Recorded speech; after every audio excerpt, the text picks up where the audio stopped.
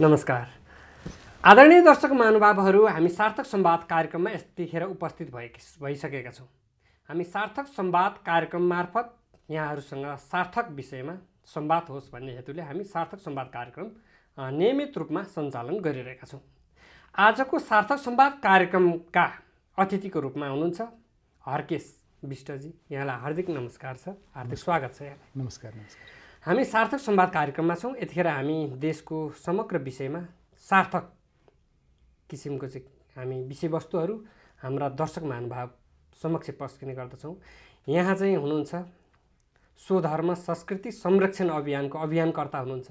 यहाँले देशैभरि स्वधर्म संस्कृति संरक्षण अभियान जुन अभियान चलाइरहनु भएको छ, के हो स्वधर्म संस्कृति संरक्षण अभियान? यसबाटै सुरुवात गरौँ। धन्यवाद मोहनजी। स्वधर्म संस्कृति संरक्षण अभियान हामीले किन चलाउनु पर्यो त? हाम्रो देशका लागि। हाम्रो देशमा जुन आफ्नो संस्कृति, आफ्नो धर्म, आफ्नो परम्परा जो सत्यत्रुत द्वापरदेखि चलिआएका परम्परालाई बाह्य शक्तिहरूले, बाह्य व्यक्तिहरूबाट सञ्चालित हाम्रै देशका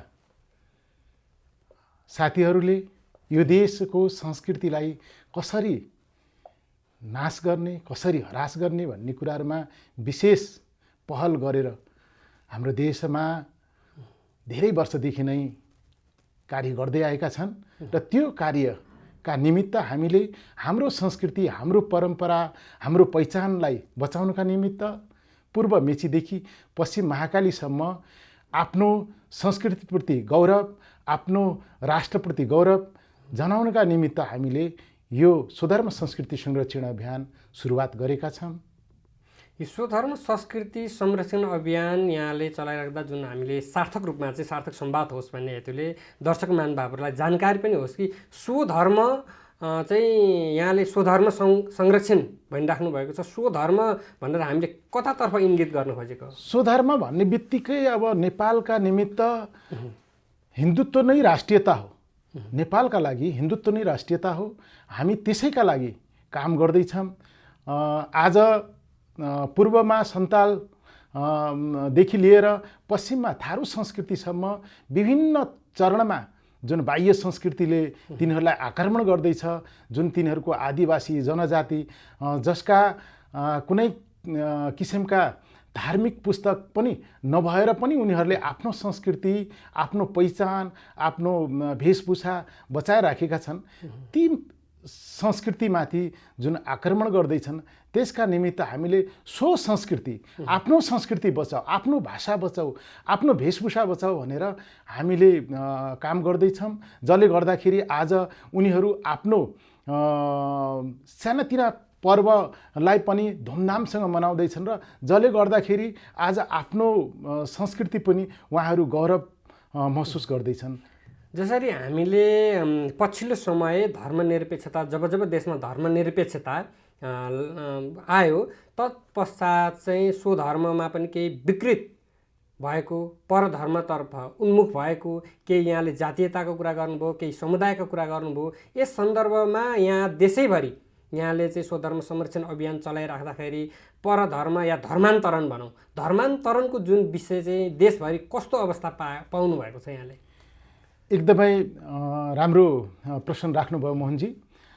हामीलाई के लाग्छ भनेपछि अहिले जुन 62-63 आन्दोलनपछि जो नयाँ संविधानका लागि 2072 सालको नयाँ संविधान जारी भयो, त्यसपछि देशमा आफ्नो संस्कृति जुन धर्मनिरपेक्षता विशेष गरेर मौलाउँदै आएको छ, त्यो धर्मनिरपेक्षताले अङ्कित गरेको कुरा अलग्गै छ संविधानले।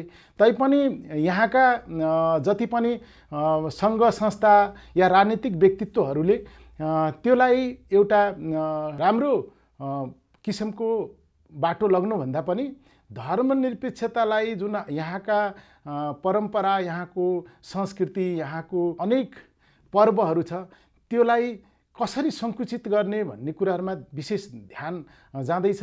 आज देशमा बाह्य संस्कृति मौलाउँदैछ।